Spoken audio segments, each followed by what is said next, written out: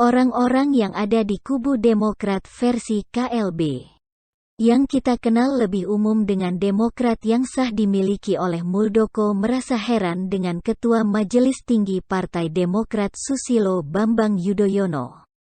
Saking herannya, mungkin dia sampai garuk-garuk kepalanya yang tidak gatal.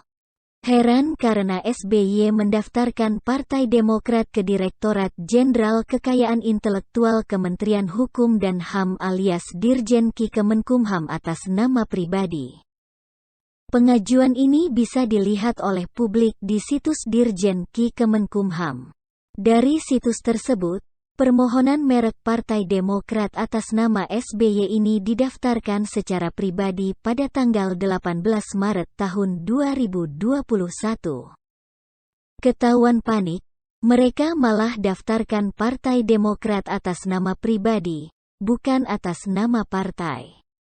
Dalam situs yang saya lihat, tertulis nama Dr. Haji Susilo Bambang Yudhoyono MA sebagai pemilik. Awalnya saya mau coba positif, kalau nama Dr. Haji Susilo Bambang Yudhoyono MA ini bisa saja nama orang lain yang sama, karena terinspirasi sama SBY selama jadi presiden 10 tahun tak berfaedah. Tapi ternyata, dilihat dari alamatnya ada di Puri Cikeas. Masak di Puri Cikeas ada 2 nama SBY. Sudah fix setelah itu SBY bokapnya Agus dan Edi. Lalu dilanjutkan lagi. Nomor permohonan yang dilihat adalah IPT 20210393118. Lalu SBY mendaftarkan nama Partai Demokrat dalam status permohonan yang masih dalam proses. Terlepas dari permohonan yang berhak dilakukan oleh warga Indonesia, ada keanehan. Sebenarnya ini bukan sekadar aneh, tapi aneh banget. Partai Demokrat pada tahun 2007 sudah didaftarkan kekayaan intelektualnya atas nama partai. Ingat, atas nama partai. Tapi kenapa sekarang 2021 setelah Muldoko turun gunung mau menyelamatkan Demokrat, dia malah mengubah kepemilikan atas nama sendiri? Bahkan lebih jauh lagi, dia disebut sakit, suka memutarbalikkan sejarah pendirian Partai Demokrat, tentang atribusi, kepemimpinan, warna logo, dan sampai kepada kepemilikan. Tanggal 24 Oktober tahun 2007 atas nama partai, bukan pribadi, Demokrat didaftarkan. Jadi apakah SBY mau bikin Partai Demokrat sebagai PD alias perusahaan dagang? Hengki Luntungan, salah satu tokoh dari Demokrat yang sah dan akan disahkan oleh PT UN, mengatakan SBY mungkin sakit. Sakit sejarah. Saya ingin tahu apa yang menjadi respons loyalis Demokrat yang akan kalah. Yakni Demokrat versi AHY. Bukankah AHY jadi ketua umumnya? Kok yang jadi pemiliknya SBY?